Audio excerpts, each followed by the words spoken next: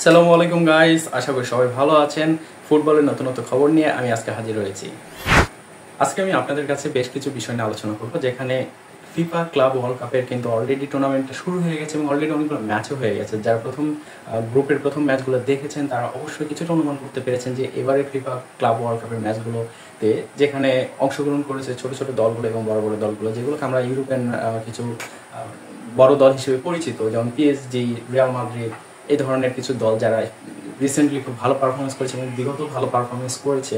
এবং এখানে এই দলগুলোতে অনেক বড় বড় তারকাও রয়েছে যারা খুব ভালো ক্যালিভার প্লেয়ার। তো এই দলগুলো কিন্তু আমরা দেখেছি যে ক্লাব ওয়ার্ল্ড কাপের প্রথম যে রাউন্ডে একটা করে ম্যাচ হলো, সেখানে কিন্তু ছোট দলগুলোর সাথে স্ট্রাগল করতে। যেরকম আমরা যদি আজকের ম্যাচের কথা বলি, যেখানে হচ্ছে ইন্টার মায়ামি পোর্তোর ম্যাচটা যদি একটু বিশ্লেষণ করি, সেখানে কিন্তু মেসি দুর্দান্ত জাদুকরী একটা শটে কিন্তু তার ম্যাচটা বের করে নিয়েছে।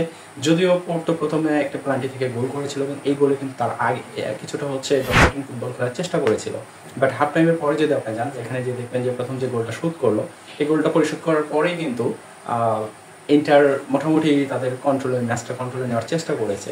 এবং এই জায়গাটাতে আমি একটা জিনিস বলতে চাই, সেটা হচ্ছে যে মেসি, লুইস সুয়ারেস এবং বাস্কেস, এদের বয়স কিন্তু মোটামুটি 39, 40, 41 এরকম হয়ে গেছে। তারপরও এদের যে পোটেনশিয়াল, এইটা হচ্ছে আপনি ওইভাবে অন্য প্লেয়ারদের সাথে মারতে পারবেন না, কারণ এদের অন্যরকম একটা, বিশেষ করে আমি যদি লিওনেল মেসির কথা বলি, তাকে আসলে ওইভাবে অন্য প্লেয়ারদের সাথে চাষ করা যাবে না। যে 39-40 বছর বয়সে এসেও ফ্রি কিক থেকে গোল করতেছে না এসে, তাকে আপনি ইয়ংদের সাথেও তুলনা করা কঠিন হয়ে যাবে। অনেকে লামিনের সাথে তুলনা করতেছে, বাট আমি মেসির সঙ্গে লামিনকে তুলনা করতেছে, এটা আমার কাছে এখনও এরকমটা পারফেক্ট মনে হয় না।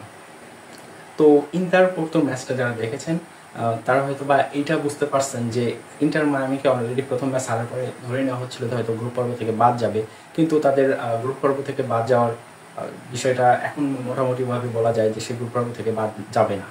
অপরদিকে যদি আমি ইন্টার পোর্তোর কথা বলি, যে ইন্টার মিয়ামির সঙ্গে পোর্তোর যে ফাইটিংটা, সেই জায়গাটাতে যদি বলি যে পোর্তো কিন্তু বারবার অ্যাটাকিং গিয়ে কিন্তু ফলস করছে, যে কারণে ইন্টার মায়ামি সেটাকে সুযোগটাকে কাজে লাগিয়ে তারা অ্যাটাক করছে এবং এই অ্যাটাককেই কিন্তু তারা প্রথম গোলটা পেয়েছে।